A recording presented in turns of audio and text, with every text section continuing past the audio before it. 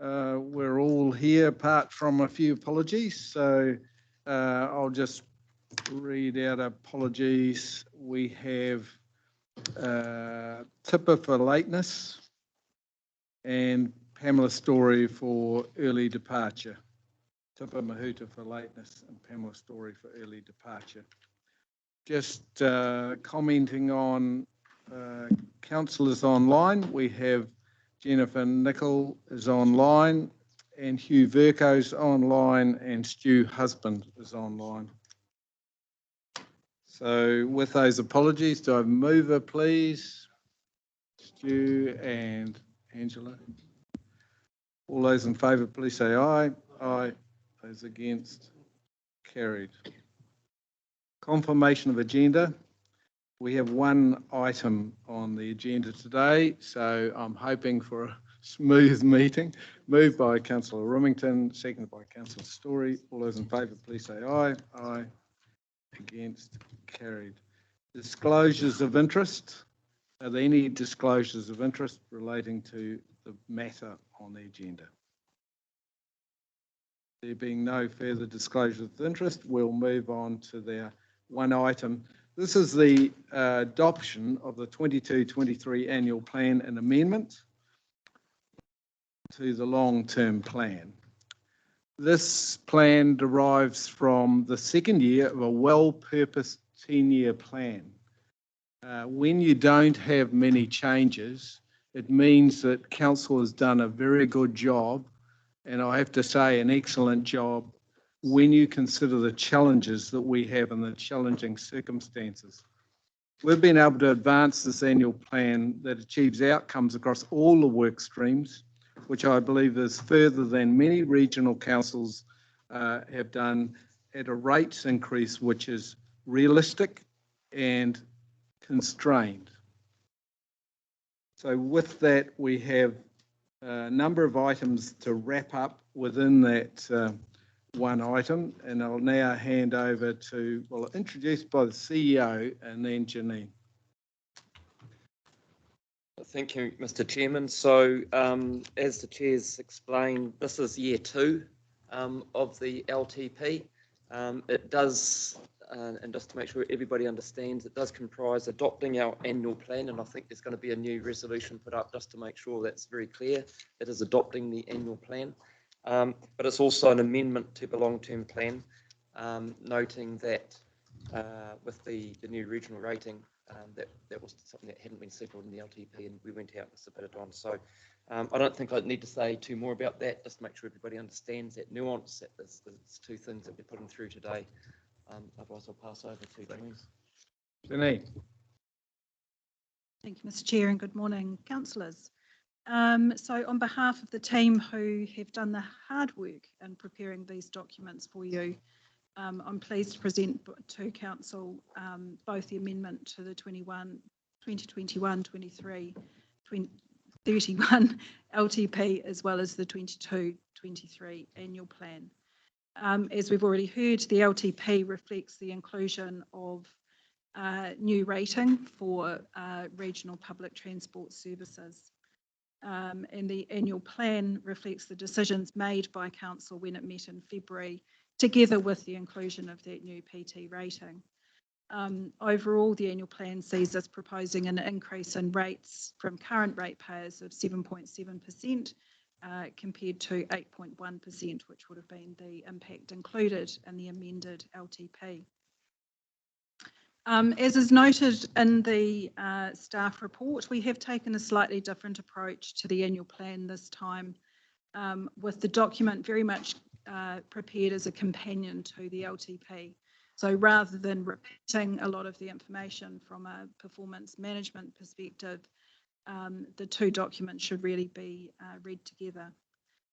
And the LTP amendment, again, is presented as a supplement to the 2021-2031 LTP proper. From an audit perspective, as councillors were aware, on the consultation document on the amendment to the LTP, we had received an unmodified audit opinion, but that did contain an emphasis of matter relating to the certainty of funding from Waka Kotahi for the new services that were proposed as part of that amendment. With council having made the decision not to proceed with those new services, the opinion that we now have on the amendment to the LTP is a clear, unmodified audit opinion, and the unsigned copy of that is included in the pack for you. Really from today, the final step in the process around the annual plan will be the setting of rates for the 22-23 annual plan year, and you will see that coming to you by way of the rate setting report at your council meeting at the end of this month. So just with those introductory comments, happy to take any questions from councillors. I'll take questions and debate together. Today is really the end of a lot of workshops, a lot of committee work. It all drives towards this particular plan. So I'll take that together and any comments and workshops. Councillor Remington. Mr. Chair and fellow councillors and particularly staff, thank you for the great work that you've done right throughout the year, and also mainly taken up the feedback either on an individual basis or formally through this chamber to include that in the forthcoming plan. I just, two things I'd like to say, Mr. Chair, is one that we are in for a hard road, there's no question on that. You've got a dropping GDP, that means one thing, tightening of belts. I've probably said that all my life since I've been married to my darling wife, Edwina, and she gets like a broken record calling wolf. But there is massive changes. The war in Ukraine will go on, as we see, for some years to come. It may reflect well in dairy, but it won't in many other products where the exports actually are dropping. And when you see our GDP drop, that's the first time in my life I've seen a GDP drop. So the world's not in a safe place. And but where we have a great kind of role is at the local level. I think that what keeps this community going is actually councils, because they are the interface, direct interface with the people. And I think the regional council particularly has a huge role in the future of actually consolidation of local councils. And what we're starting to move with public transport will be just the first of many things that I think we can rate and actually probably do more effectively. And this is not to be a pun. In many ways, I reflect now, I think that actually Three Waters would be in many ways better handled through regional councils on a regional council basis than the great big four entities that really have, in my opinion, apart from me, we have any kind of link. So that's, I repeat, Barry, well done to you, Mr. CEO, and your staff. Great outcome when you compare to other regional councils. And there is hard years ahead, and financially. And I see it even since the last time I came to this chamber on a council meeting. Thanks for hearing me out. Thank you, Councillor Remington. I just want to thank you. You've been largely sitting in the chair, driving to this point this year, and I just want to recognise that your contribution to get to this point. Thank you.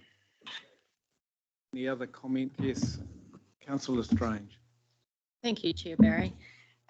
Yeah, I just want to echo some of Russ's comments. Yeah, a big thank you to staff. Yeah, for getting us to this point this year. Much appreciated. And it's for me, especially as Chair of Regional Connections, it's increasingly pleasing to see us fulfilling our role as a regional council by directly rating for PT and expanding that to more TAs in the area. Makes it way more efficient for our staff to be able to plan proactively and engage with our communities and funders to, deliver those services that every community needs. Our region is really diverse, and each community needs different things. So, within Hamilton, we've got our large urban, and then throughout the rest of the region, our smaller urban and our rural. So, being able to engage with them and provide exactly what they need is really going to make a difference. So, yeah, thank you to everyone around the table for supporting that initiative, and yeah, look forward to doing more fantastic things for our communities. So thank you. Thank you, Councillor Strange. PT, public transport, is a key part of what our council does, as is the catchment area and our resilience towards floods and that side of things. And we're being challenged in that area more and more. So the good work that's going on and what you're seeing in this annual plan going forward to create a better resilience in our council. Comments? I have, so I think You got your, yes, you're up. said actually, and I probably have a question of you.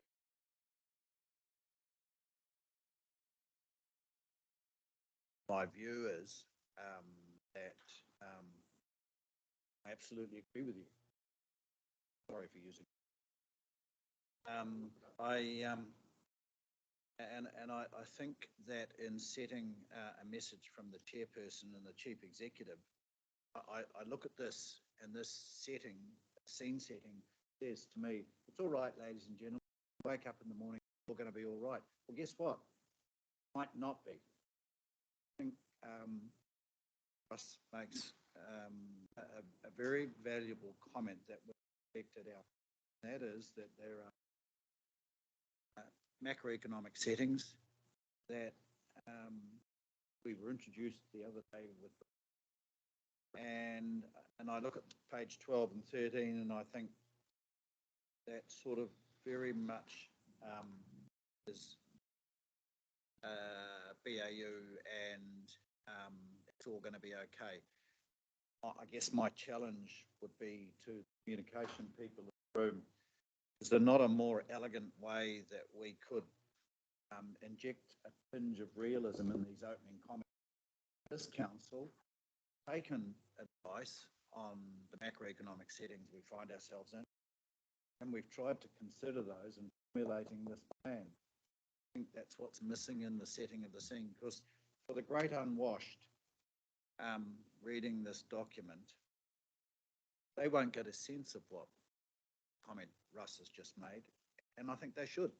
I think we owe it to the ratepayers to let them know that we're not just sailing on blindly.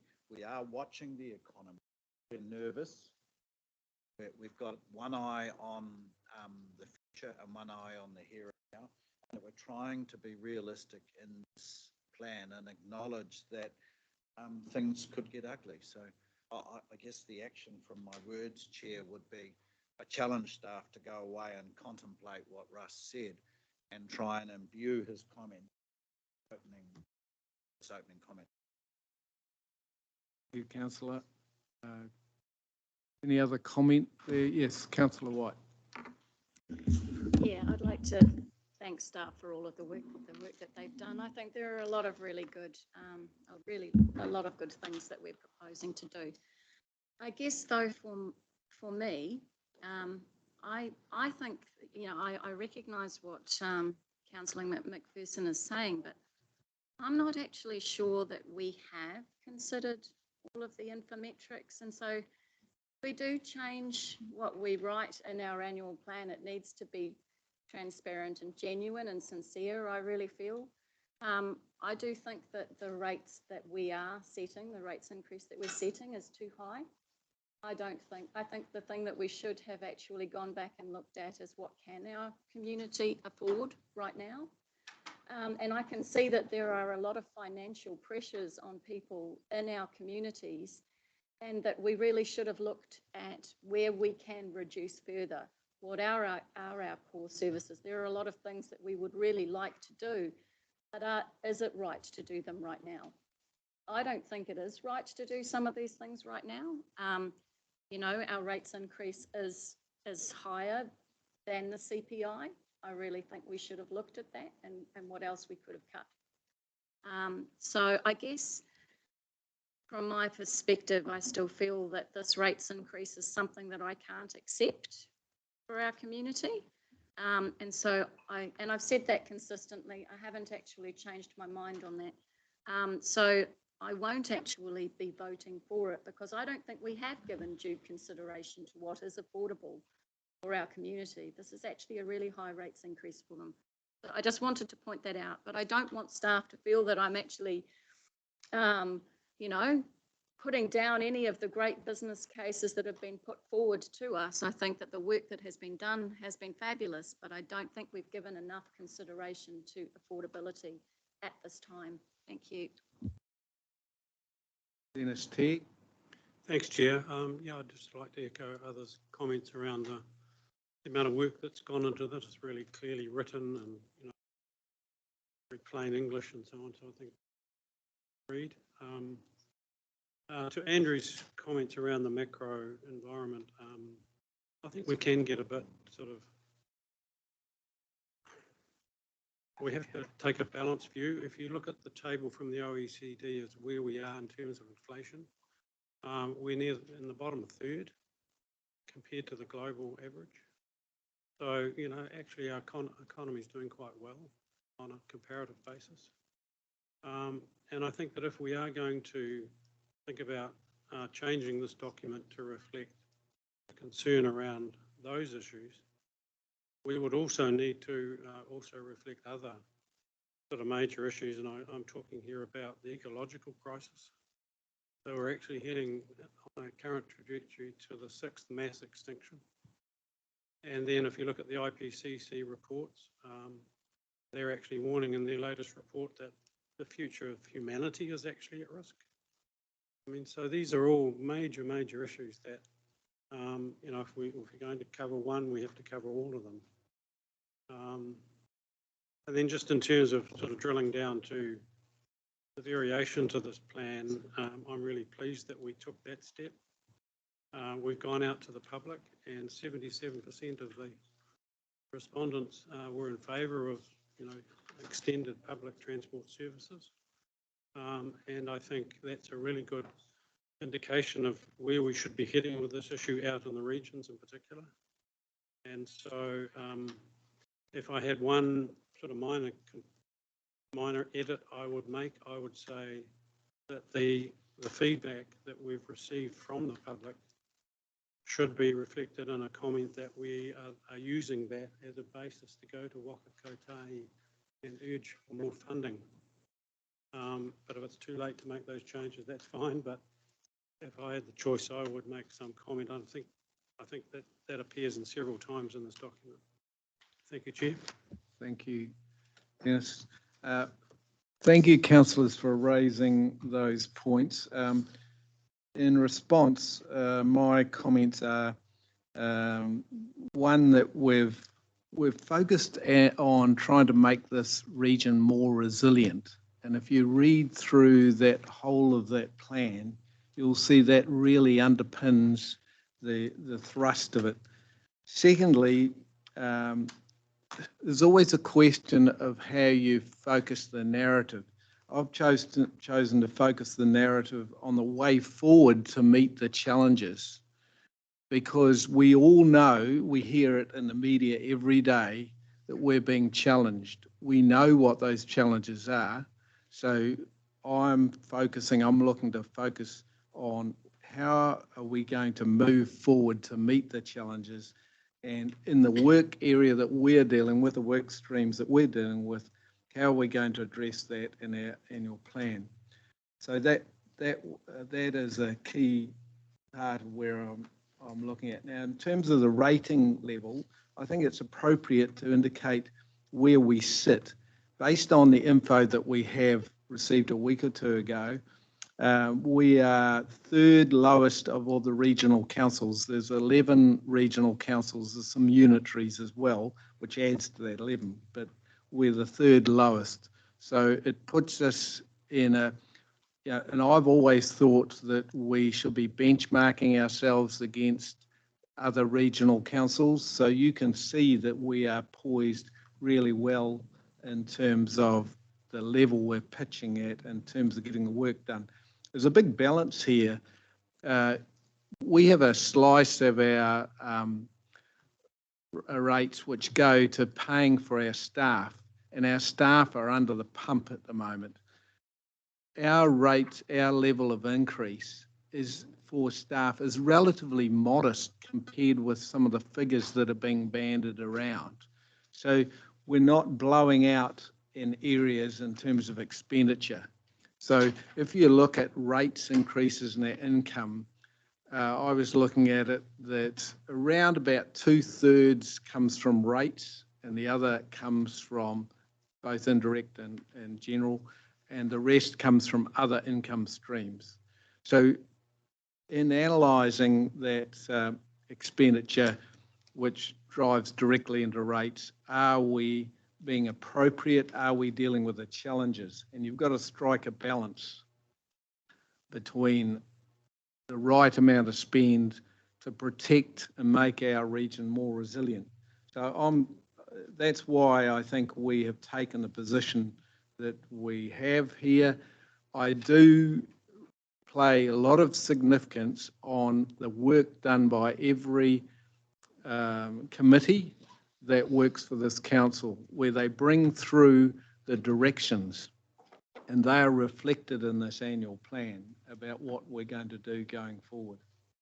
CEO, have you got any further comment you'd like to make generally? Thank you, Mr. Chair. I do note that Councillor Husband has got a question as well. Would you like to take his question first? Yes. Stu Husband, online. Yeah, thank you, Chair. Can you hear me all right? Yep. Mr. Bell.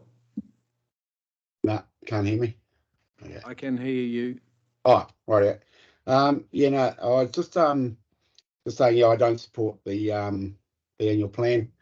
I do support all the work staff have done 100%. I know they've worked very hard on it, but it's a political decision to refine that rates rise, not a staff decision, and staff have done very well to bring it in how they have. I'm all for keeping to the CPI, always have been, and so I support Kathy in that.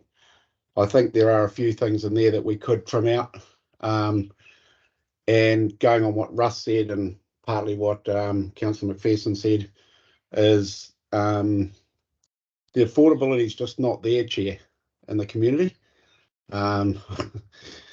Yeah, if we've read the room right, people, just aren't able to afford things. So we've got people, especially on the schemes and rural communities, that are really struggling at the moment. So coming out of COVID, and yeah, I know there's a huge importance for public transport, and I agree with it in the right circumstances. However,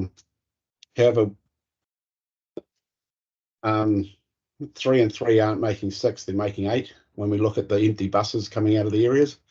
So is it the right timing for it to plough that money in and put the rate rise up high? Well, higher 7, and yes, we might be third lowest in the country. That's fantastic as well. However, the affordability is just not there in the communities, and you don't have to drive far to see it, and you don't have to look far out of that chamber to see that the affordability is not there anymore. I mean, my kids went and got some shopping last night. They brought home 2 bags of shopping. It was $350. You don't have to go far to see the affordability is not there for the people.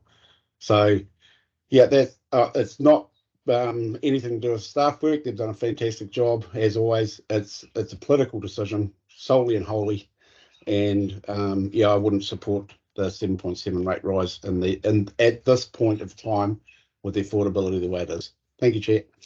Thanks, Councillor Husband. Just a comment that CPI is very close to our rates increase, so it's not too far out of step with it. So it's just a comment I would make. Nearly 2% out. Yeah. The other comment I'd make is that, and Councillor Strange might want to comment on this, we've been moving to a more demand-driven PT, which is quite a step change from the past. So this whole movement that I've seen, the work that's going on, a lot of work in that PT space, and really this plan going forward is going to be much more driven by the demand space. Councillor Strange. Thank you, Chair.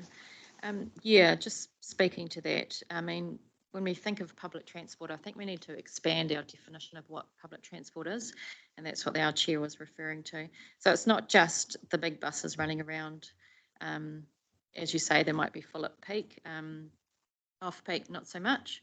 But it's actually, if we can rate directly for these things, then we can influence and be really nimble to respond. At the moment, it's just not nimble or efficient at all. So for me, the definition of PT, especially out in those smaller urban and rural areas, you know, it might be a smaller bus. It might also be on demand, but we can't forget about community transport, which is supporting our health shuttles, who are volunteers who just do so much out in the regions, to support their community. So I think if we can all expand our definition to include all of those things, plus the on-demand as well that our chair mentioned, then, you know, we're meeting the needs of every community, because every community's needs are so different. So, yeah, thank you. Thanks, councillor. Stu, you've got Stu husband, your hands up. Yeah, no, and thanks, Chair. I understand what Angela was saying 100% in normal circumstances, 100%, right with you. But these aren't normal circumstances. I hope everyone's looked outside in the community. Russ is spot on, and so is Kathy, that these are not normal circumstances out there. We're sitting here on our cushy money, cruising along, but these aren't normal circumstances out there. So it's not about I don't support PT. Please don't think that. And I fully understand PT, and I get we've got to have it, but yeah, we're just misreading the affordability out there. Cheers. Thank you, councillor. Councillor Nicol. Thank you, Chair, and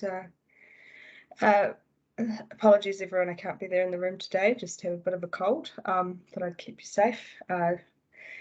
Some good discussion added. My comments would be also massive thanks, because I know how much work goes into this.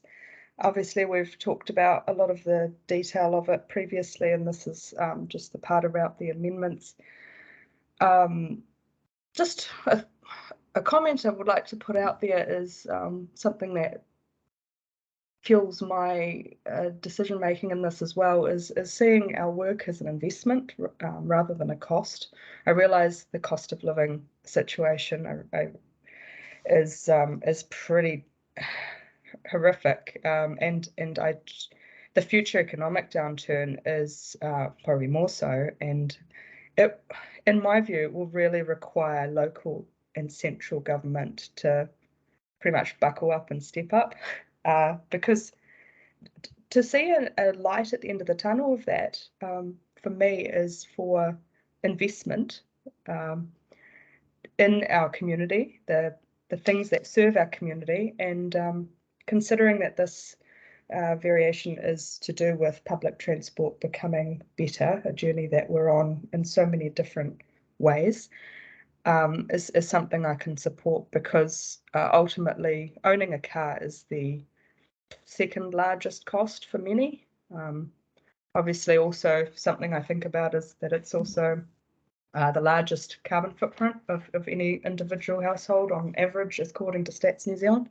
But that aside, you know, to be able to put on public transport, for example, that is good enough, convenient enough, suitable enough to allow some people in our community to give up that second highest cost, would be a really good outcome. And yeah, I appreciate the difficulty of the balance, but really also really appreciate the work that this council does. So thank you everyone for your work on this and getting this far. Thank you, councillor Nicol. Russ. Mr. Chair, I have spoken, and you clearly made the statement that it would be questions and statements at the same time. Right. So I'm asking for the leave to make one brief comment.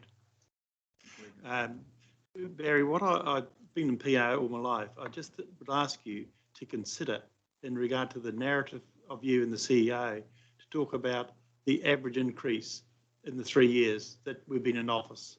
The reason I say that, the first year was moved 0, seconded by Councillor Litchfield, well, last year, and this one. I think that it'd be a good story if you actually added it amortised over the 3 years, because I know 0 is a bloody good start when you're starting to amortise anything, and I think that you might give that consideration. Thank you, councillor. I have done. You must have been reading my notes when I was drafting this up, because if you look at the latter part of my commentary, I refer to exactly that of the zeros. So thank you for highlighting that, because we did constrain ourselves very significantly. But I have to say, at that time, our productivity didn't go down. We actually lifted our productivity, even though we had a 0 rates increase, which I thought was, well, it was fantastic for this whole council. Certainly for me as chair of finance. So yes, it's right near the latter end. Thank you for that. Stu Kneebone. Oh, look, it was just a quick one, just to acknowledge the commentary and the good work that staff have done. And I think we need to acknowledge our own work here as well, and just remind ourselves that that this isn't that this very small increase in terms of the taking on the rating responsibility from those other councils is just a shifting of who that the burden on the actual ratepayer has not changed, and the economic circumstances certainly haven't changed in the last month since we did that significantly as well. So we just need to remind ourselves of that as well. That was all, Mr. Chairman. Thank you, Councillor Kneebone. Fred. Yeah, I'd like to, excuse me, reiterate really what's been said.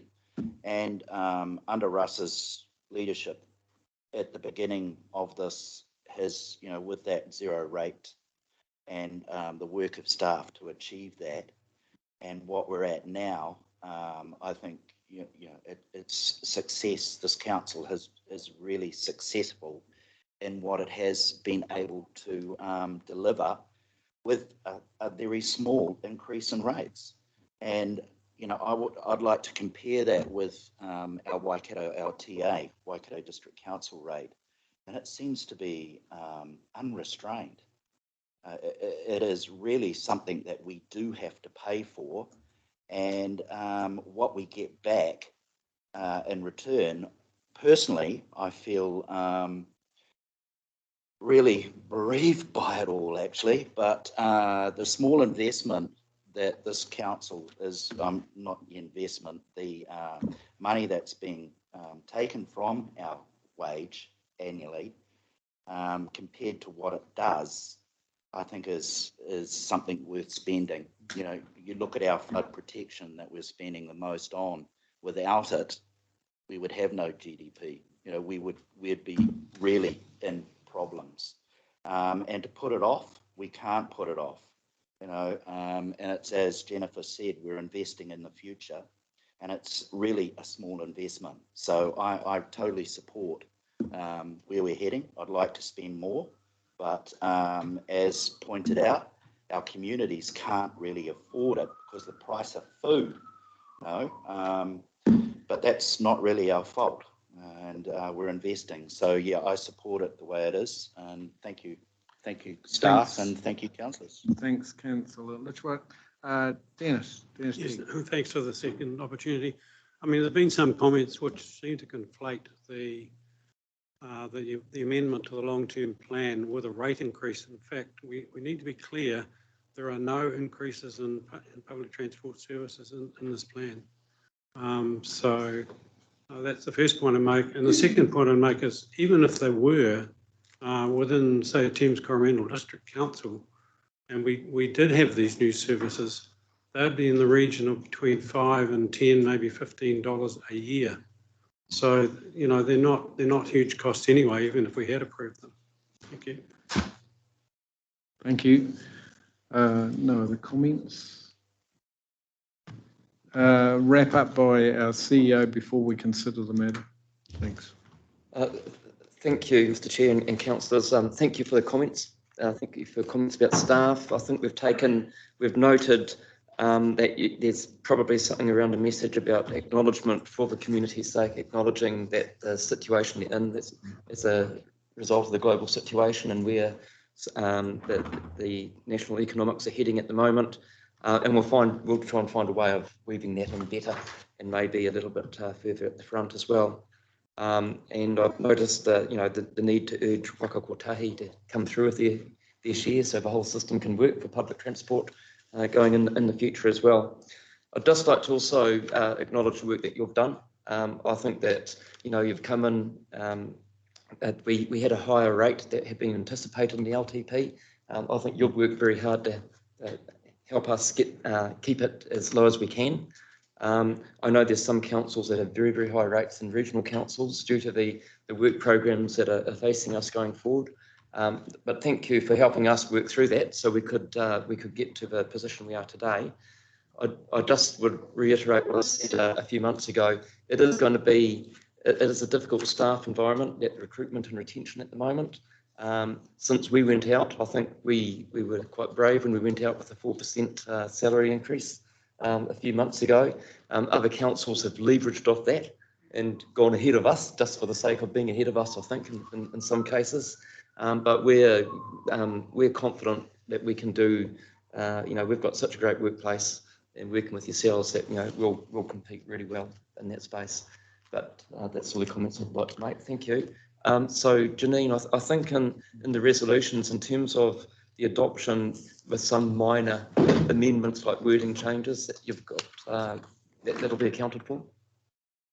Yes, thank you, Chris. There is an additional resolution just to add in, which is around the adoption of the annual plan proper. So we've got elements of it there, but the resolution does allow for those proofing and design changes as well. And so we will pick up the sentiment from the meeting, particularly into the Chair CE introduction.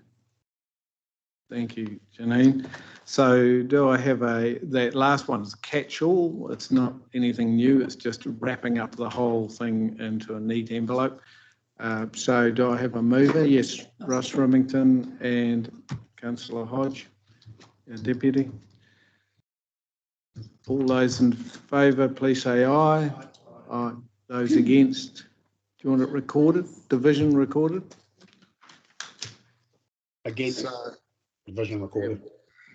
So I have at the moment only 2 against so far. I think I'll take, unless others want raising of hands, we'll record Councillor White and Councillor Husband as against. Any others wish to either abstain or have their vote recorded? No other comment. So I'll rule that as being carried with 2 against. Thank you, councillors. That is the end of our business, and I would like to, yes, thank all staff and councillors and committees, all those sitting on committees. This is a combination today of all that work and bringing that all forward and getting a balanced plan going forward. We've been able to stick within our overall envelope of the LTP. So I'm very pleased with that. It shows that we have good strategy and that we really know which direction we should be going in. Thank you to all, and I close the meeting. Thank you.